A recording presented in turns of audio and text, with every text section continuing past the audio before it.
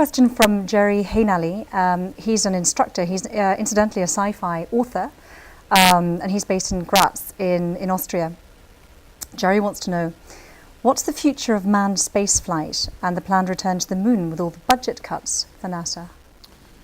Well, that's a very interesting and very timely question, and I have to say, I'll fast forward to the end, I don't know, because those decisions are today on President Obama's desk, and if they have been made, the world has not yet been informed. I think one of the very good things that the recent Augustine Committee did was to highlight front and center the fact that NASA is underfunded by about $3 billion a year for the work that it is being asked to do. Now, you could ask NASA to do less, or you could provide more money, but the present state of affairs cannot continue, and I'm indebted to Norm Augustine for pointing that out and making it very public. So the President has a decision, and I certainly hope he'll make the right one. We've seen various problems with Mars landers and rovers on the software side. Do you know if they're designed to withstand a full main software failure? I don't, and we have seen numerous problems, but we've also seen numerous recoveries and successes and workarounds. I mean, the plain fact is that we can't operate an advanced spacecraft without very advanced, very flexible software, and humans are not perfect.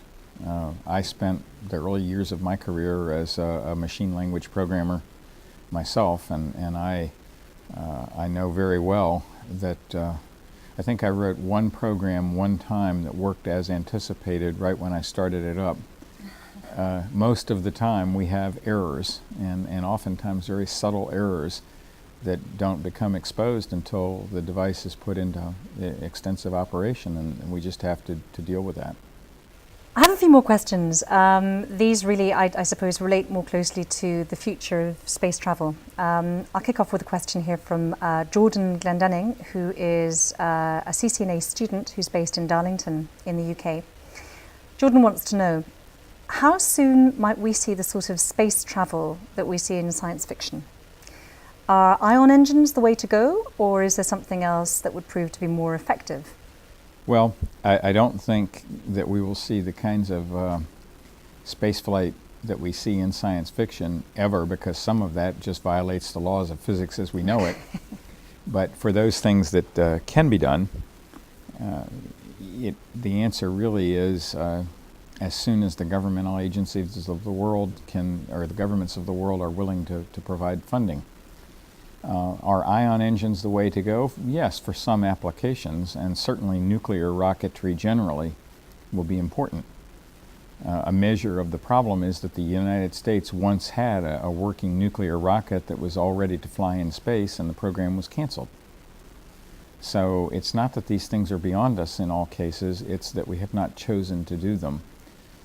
It is, I will emphasize again, it is far more a matter of what we choose to do than what we can do, and the matter of choosing is not left to the heads of agencies, that's left to politicians. I have a question from Bob Lewis, who's an instructor, again based in the UK. Bob wants to know, is the human body in its present form capable of surviving extended space travel and existence on other planets for indefinite periods, considering that human evolution has adapted us for just living on Earth? Well, I mean, the short answer is we don't yet know, and that's one of the things that we expect to find out as we move forward with space exploration.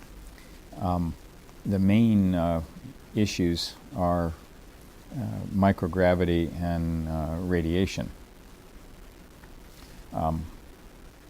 Human beings do deteriorate in zero gravity, and we know that they heal again over a fairly long period of time, a couple of years, when they return to Earth normal gravity. What we don't know is how much gravity is necessary to promote good health. We don't know if it's proportional or if a little bit of gravity is almost as good as a lot. So we just don't know those things. The effect similarly, the effect of heavy ion radiation is that we will encounter in deep space is not really well known. We don't encounter it on the ground. We don't encounter it on the space station. The radiation spectrum on space station is very different because of Earth's radiation belts.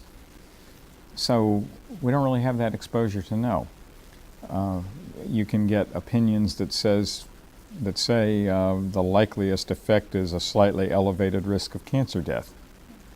Nothing maybe to worry that much about in the long run. Other opinions say that it will just be catastrophic.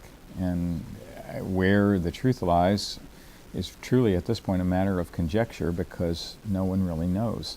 What about, and this is a question of mine I suppose, what about the potential psychological fallout of extended time in space? We know that, for instance, human beings suffer from SAD and from various different sort of psychological disorders based on changes of climate or changes in seasons.